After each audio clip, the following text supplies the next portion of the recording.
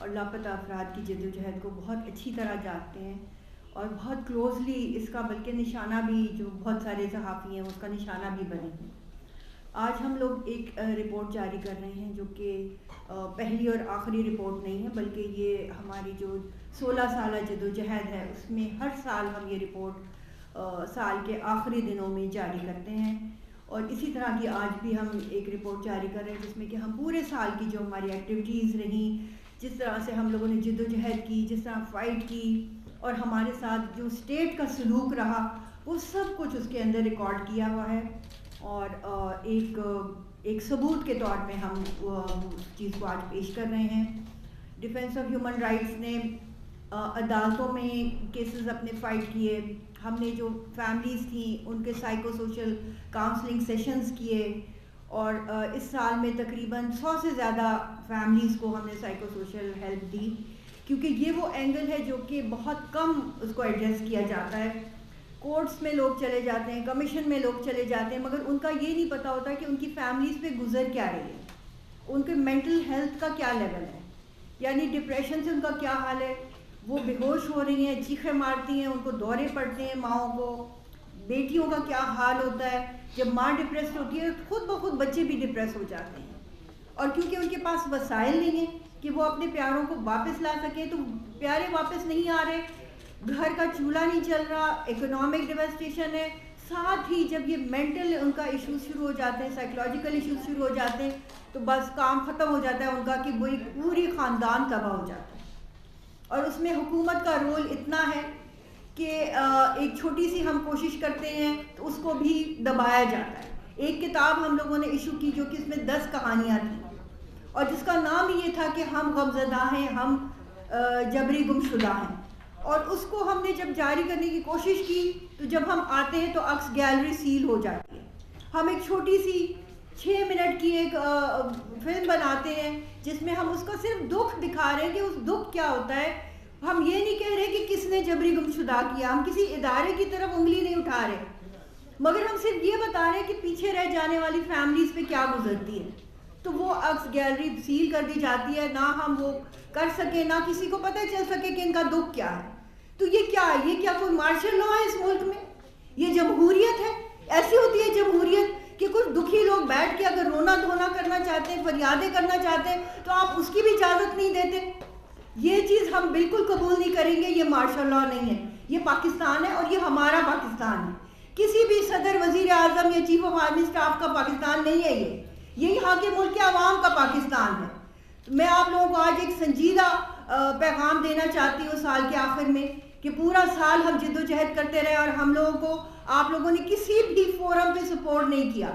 ایک قانون آپ لوگ لے کر آ رہے ہیں جس میں کہ آپ نے ایسی 2 شکیں شامل کی، جب وہ انسانی حقوق کی وزارت سے وہ قانون نکلا تو وہ بہترین شکل میں تھا، ٹھیک ہے اس میں بہت وہ کمپریہنسو نہیں تھا، مگر یہ کہ اس میں جبری گمشدگی کو ایک جرم قرار دیا گیا تھا، اور اس میں وہی ڈیفینیشن یا وہی تعریف اس کی یوز کی گئی تھی جو کہ یونائٹڈ نیشنز کے کنونشن میں ہے۔ بہرحال ہم نے اس کو بہت ویلکم کیا، یقین کریں کہ ہم نے پوری دنیا کی جو ٹاپ کی تنظیمیں ہیں ان کے ساتھ مل کر اس کو خوش آمدید کہا، مگر جب وہ انٹیریئر کی کمیٹی سے ہو کر آتا ہے تو اس میں سے 2 ظالمانہ شکیں شامل کر دی جاتی ہیں۔ ایک تو یہ ہے کہ وہ کوئی بھی یہ جرم کرے گا اس کو کبھی سزا نہیں ہوگی، دوسرا یہ کہ جو کمپلینٹ لکھائیں گے، کوئی FIR کٹوائیں گے اور وہ اس کو ثابت نہیں کر سکیں گے تو اس کو فالس FIR سمجھی جائے گی، اور اس کو 5 سال کی سزا، یعنی فیملیز کو 5 سال کی سزا اور 1 لاکھ روپے جرمانہ ہوگا۔ تو اب ہم اس جدوجہد میں ہیں کہ اس شک کو بھی ختم کیا جائے۔ ایک شک ہماری کوششوں سے ختم ہو چکی ہے، اقوام متحدہ کی جو ورکنگ گروپ ہے جبری گمشدگی کے حوالے سے، انہوں نے اس کے اوپر سٹیٹمنٹس جاری کی ہیں، اور انہوں نے کہا ہے کہ گورنمنٹ آف پاکستان ہوش کے ناخن لے، اس طرح تو کوئی بھی آگے نہیں آئے گا، کوئی بھی، وہ پہلے ہی خوف سے سہمے ہوئے لوگ ہیں، اگر آپ لوگ ان کے اوپر سزائیں اور ان کے اوپر جرمانے لگائیں گے تو وہ تو اپنی جائز کمپلینٹ لے کر بھی آگے نہیں آئیں گے۔ تو یہ قانون کیا ان کے خلاف بنایا جا رہا ہے یا ان کے حق میں بنایا جا رہا ہے؟ ایسا قانون ہم کبھی بھی قبول نہیں کریں گے، چاہے ہم اس کے لیے کچھ بھی کرنا پڑے۔ ہم اپنی زندگی کے آخری سانس اور خون کے آخری قطرے تک انشاءاللہ اپنے معصوم لوگوں کے لیے لڑیں گے، ان مجبور لوگوں کے لیے لڑیں گے جن کے جو بچے ہیں اور وہ یتیموں جیسی زندگی گزار رہے ہیں. جو بیویاں ان کی شوہر زندہ ہیں کسی کال کوٹری میں پڑے ہوئے مگر وہ بیواؤں کی طرح سے زندگی گزار رہی ہیں. میں خود اس کا ایک نمونہ ہوں. تو میں ان لوگوں کے لیے جس کا غم میں خود محسوس کر سکتی ہوں انشاءاللہ آخری دم تک لڑوں گی. ہم لوگوں نے پورے پاکستان میں کنسلٹنسیز کروائیں, چاروں صوبوں میں ہم لوگوں نے کنسلٹنسیز کروائیں, اسلام آباد میں جس میں تمام سٹیک ہولڈرز, وکلاء, سیاستدان, انسانی حقوق کے کارکن اور فیملیز نے شرکت کی. اور اس کے بعد جو سفارشات تیار ہوئیں وہ سفارشات ہم نے وزیر اعظم کو میں نے خود ان کے ہاتھ میں پیش کی ہیں, میڈم شیری مزاری کو ہم نے پیش کی ہیں. ان سفارشات میں سے آج تک کچھ بھی اس کے اوپر عمل نہیں ہوا.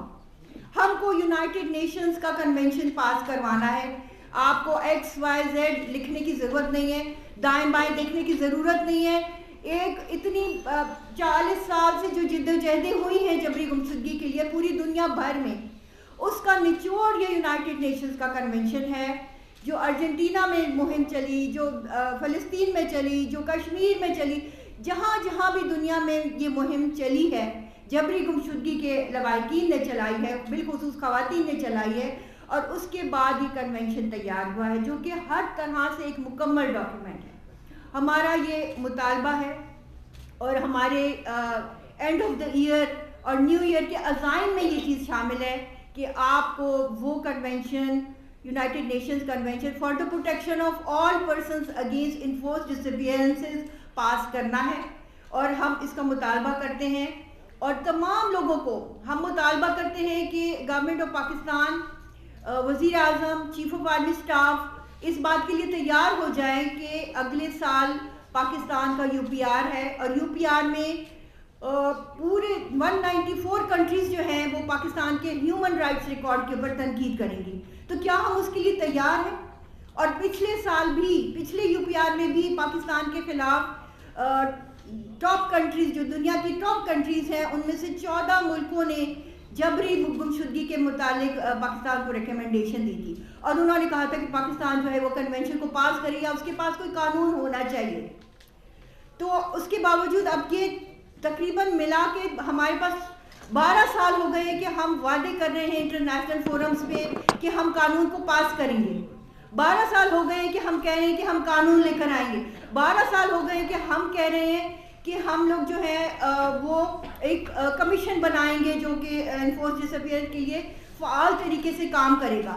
کمیشن تو انہوں نے بنا دیا مگر کمیشن کس قسم کا کمیشن ہے یہ آپ سب جانتے ہیں. یہ فیملیز بہت بہتر انداز میں جانتی ہیں کہ وہ صرف آئے چکر لگوانے کے اور کچھ نہیں کرتے. وہ لوگ انتہائی ایسا سلوک کیا جاتا ہے, ڈیگریڈنگ ٹریٹمنٹ کیا جاتا ہے. وہاں پہ کوئی لینگویج کا وہ نہیں ہے کہ آپ کو ہر طرح کا ٹرانسلیشن مہیا ہو. کوئی پشتون فیملی ہے, کوئی بلوچ فیملی ہے, کوئی سندھی فیملی ہے, وہ انگریزی میں بات کرتے ہیں, انگریزی میں آرڈر لکھواتے ہیں. آرڈر کا ایک پرچہ وہ کبھی آپ فیملی کو نہیں دیتے. کیا ہمیں حق نہیں ہے کہ وہ کیا لکھ رہے ہیں, انہوں نے کیا لکھا ہے؟ مائرہ ساجد کے کیس میں انہوں نے لکھا کہ یہ انفورس ڈسپیئرنس کا کیس ہے. اس کے 2-3 آرڈرز کے بعد انہوں نے لکھ رہے ہیں کہ انفورس ڈسپیئرنس کا کیس نہیں ہے. تو وہ اسی لیے نہیں دینا چاہتے کیونکہ میلافائڈی ہے ان کی. پہلے کچھ کہتے ہیں اس کے بعد بیک سٹیپ لے لیتے ہیں. تو جتنے بھی ہمارے یہ کیسز چل رہے ہیں ہم وہ کمیشن کو ریجیکٹ کرتے ہیں اور اسی لیے ہم لوگوں نے ہائی کورٹس میں یہ کیسز فائل کرنا شروع کیے ہیں. اور بڑے اچھے ریمارکس جسٹس چیف جسٹس الہ آباد ہائی کورٹ کے, chief justice Lahore high court کے بڑے زبردست ریمارکس آ رہے ہیں.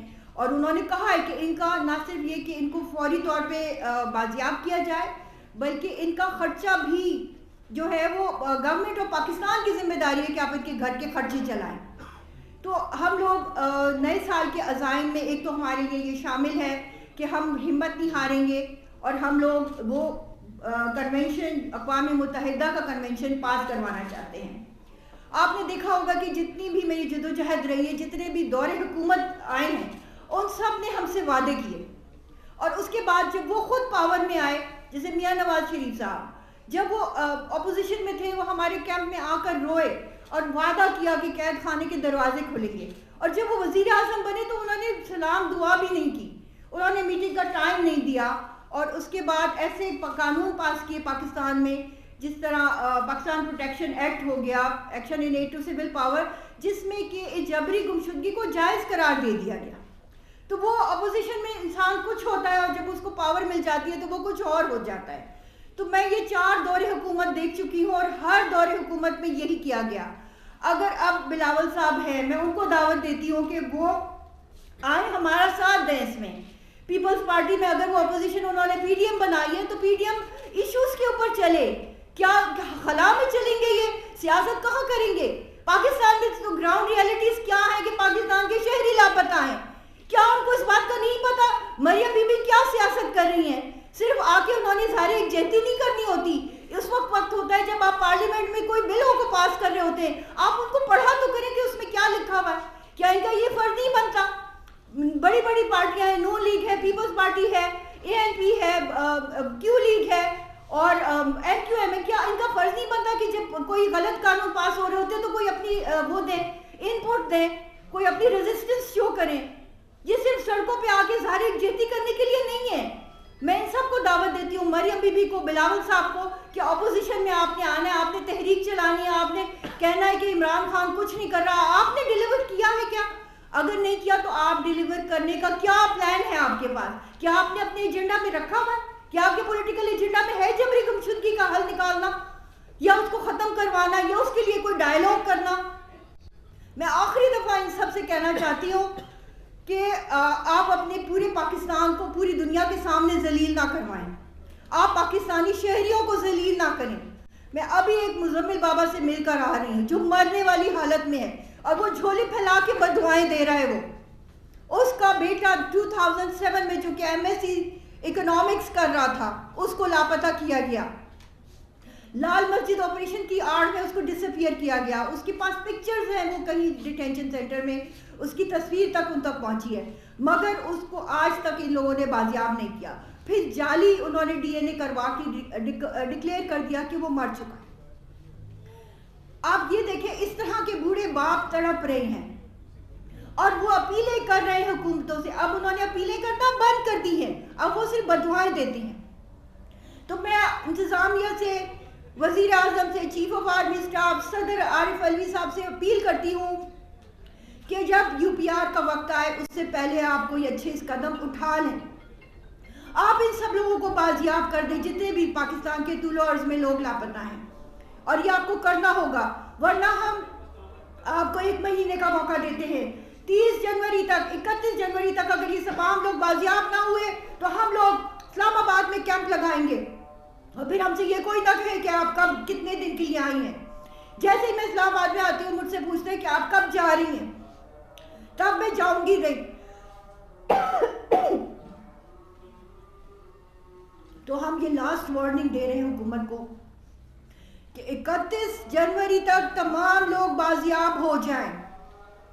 اگر 31 جنوری تک آپ نے کوئی سالڈ اقدامات نہیں کیے, سٹیک ہولڈرز کو, فیملیز کو آن بورڈ نہیں لیا, صحیح والے قانون نہیں بنائے, تو ہم لوگوں کے پاس آخری حل یہی ہوگا کہ ہم لوگ تادم مرگ ایک کیمپ لگائیں اور اس کے بعد ہم وہاں سے مر کے ہی اٹھیں.